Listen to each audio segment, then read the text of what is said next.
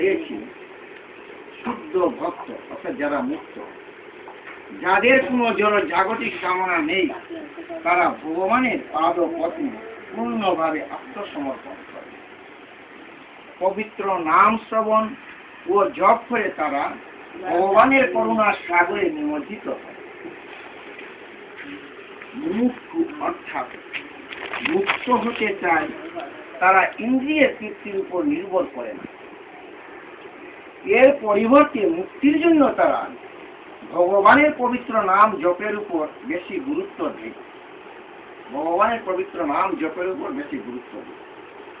সকাম কর্মীরা বেশিরভাগ সময়ে তাদের কর্ম ও হৃদয়ে আনন্দ ধারণকারী বিষয়গুলোর উপরই বেশি গুরুত্ব আরোপ করে।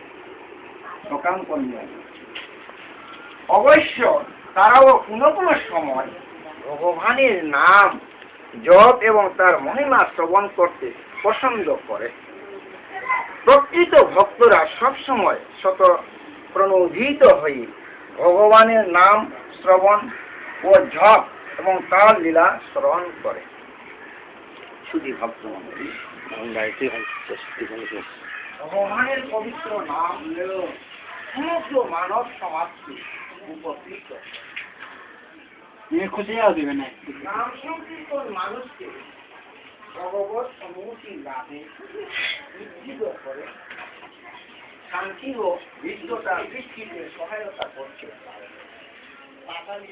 শ্রীমন মহাপ্রভু যখন পুরীতে সংকীর্তন করতেন, বহুলোকের সমাগম হতেন। তারা মহাপ্রভুর সংকীর্তনে অংশগ্রহণ করে অপার আনন্দ লাভ করতেন। তারা মহাপ্রভুর কৃপায় নাম সংকীর্তনের মাধ্যমে নিজেদের মধ্যে ভেদাভেদ ভুলে যান। সবাই একে অপরে বন্ধু হয়ে পড়েন। এভাবে বহুলোকের সমন্বয়ে নাম সংকীর্তন যজ্ঞ আরম্ভ হলে পৃথিবীর বিভিন্ন দেশে শান্তি আসতে পারে, কারণ এই সংকীর্তন বিভিন্ন দেশের লোকদের মধ্যে বন্ধুত্ব সৃষ্টিতে সক্ষম।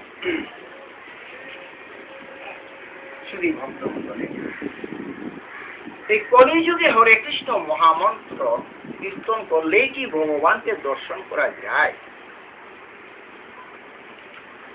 চৈতন্য চরিতামৃতে বলা আছে, কৃষ্ণ মন্ত্র হইতে হলে কৃষ্ণ নাম হইতে হলে কৃষ্ণের চৈতন্য চরিতামৃত।